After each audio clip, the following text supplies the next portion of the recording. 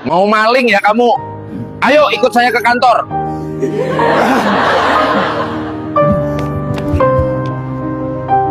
Kalian semua saya pecat mulai sekarang. Seorang gembel masuk koperasi. Wajahnya kusam, bajunya compang-camping. Ia hanya ingin bertemu pimpinan. Tapi apa yang terjadi? Ia dihina, ditertawakan, bahkan hampir diusir oleh para pegawai. Tak ada satupun yang menyambutnya dengan hormat. Tapi hanya beberapa menit kemudian, semuanya terdiam. Gembel itu kembali, dan membawa kejutan besar yang mengubah hidup mereka selamanya. Pagi itu suasana koperasi, sejahtera bersama, tampak seperti biasa. Para karyawan sibuk menyambut nasabah yang datang bergantian. Ruang tunggu penuh, suara printer terdengar bersahutan, dan suara tawa ringan dari beberapa staf terdengar dari balik meja resepsionis. Koperasi itu terletak di pinggir kota dan dikenal sebagai koperasi paling aktif dan modern. Pelayanannya cepat, ruangannya ber-AC, bahkan tersedia kopi gratis untuk anggota koperasi yang menunggu. Di tengah kesibukan itu, seorang pria masuk perlahan-lahan melewati pintu kaca. Penampilannya langsung menarik perhatian. Ia mengenakan kemeja putih kotor yang sudah kekuningan, celana panjang yang lusuh dan robek di beberapa bagian, serta sandal jepit yang sudah aus. Wajahnya penuh keringat dan rambutnya awut-awutan. Semua orang yang melihatnya langsung diam sejenak, heran, curiga, dan sedikit terganggu. Pria itu berjalan menuju meja informasi, tapi belum sempat bicara, seorang staf wanita langsung berkata, "Maaf, Pak, ini tempat pelayanan, bukan tempat minta-minta ya." Suaranya cukup lantang hingga terdengar ke ruang tunggu. Beberapa orang mulai melirik, ada yang tertawa pelan, dan ada juga yang menggelengkan kepala sambil tersenyum sinis.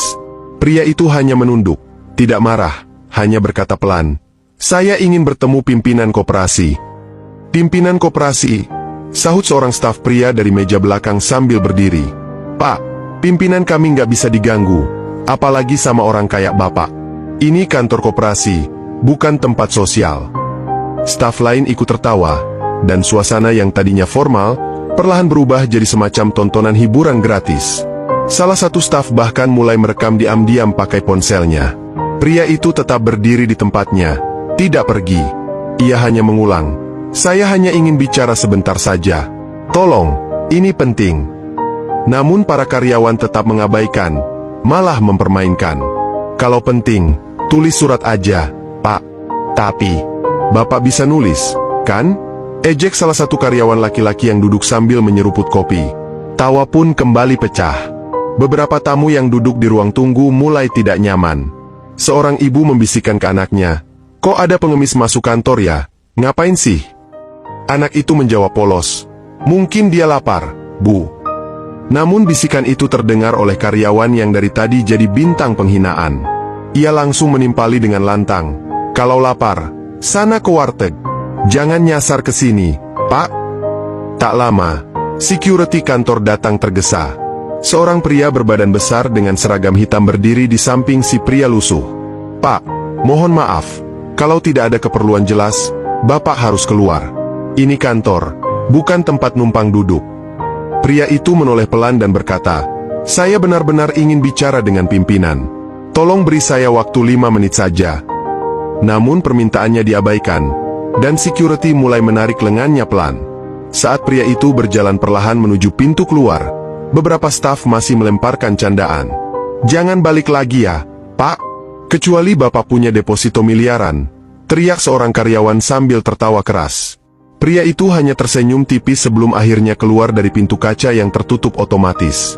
Tak satu pun dari mereka menyadari siapa sebenarnya pria itu. Begitu pria itu benar-benar keluar, suasana koperasi kembali seperti semula.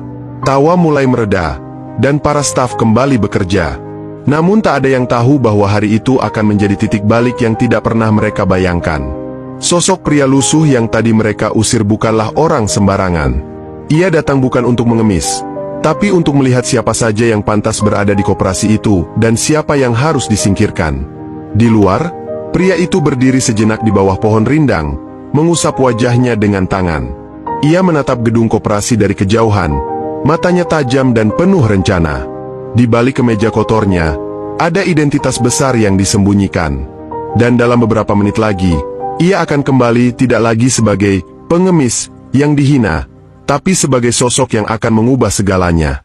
Beberapa menit setelah pria lusuh itu diusir dari koperasi, suasana kantor kembali seperti semula, penuh tawa, obrolan santai, dan suara mesin fotokopi yang tiada henti. Namun, tidak ada satupun karyawan yang merasa bersalah atau menyesal atas apa yang baru saja mereka lakukan. Bahkan mereka menjadikan momen itu sebagai bahan candaan. Tadi tuh orang aneh banget.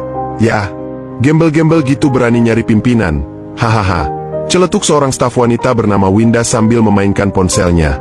Tak jauh dari situ, Reza, staf pria yang tadi paling keras mengejek, mulai memutar video yang dia rekam diam-diam saat pria itu diusir.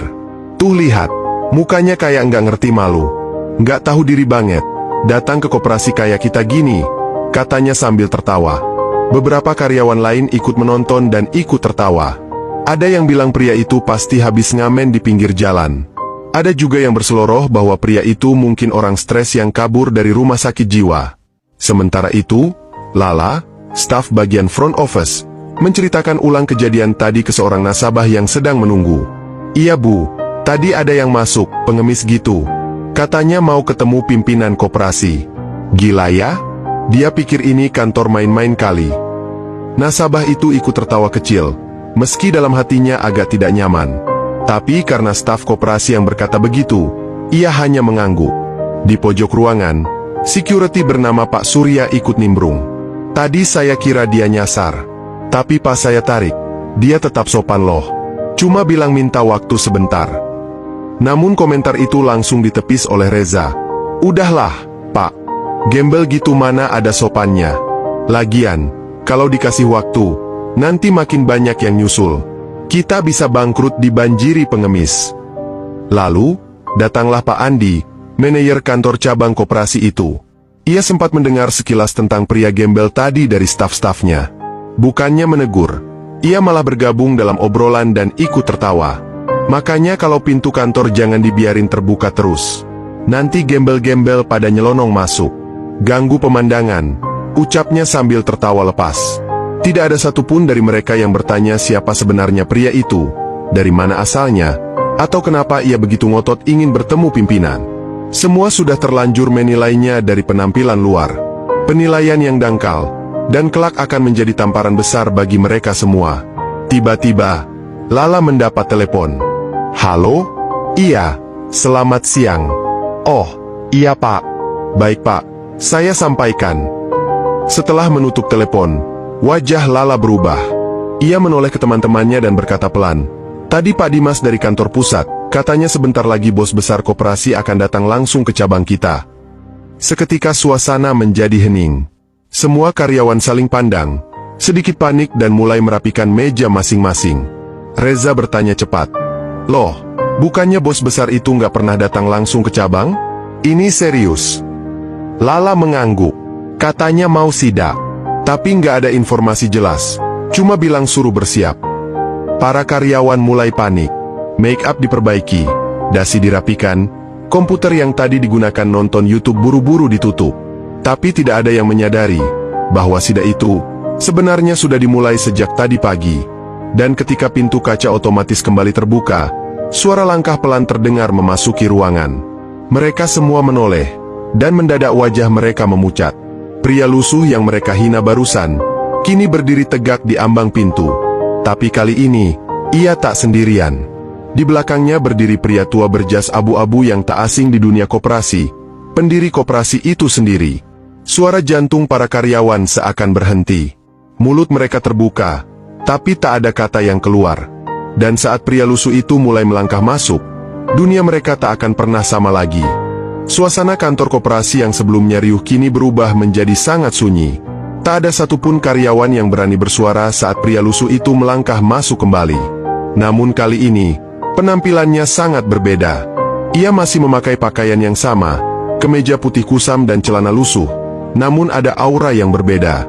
Ia tidak lagi menunduk, tidak gugup, dan tidak terintimidasi. Langkahnya tenang, tatapannya tajam, dan di belakangnya berdiri seseorang yang membuat semua orang merinding. Pak Darmawan, pendiri koperasi Sejahtera Bersama.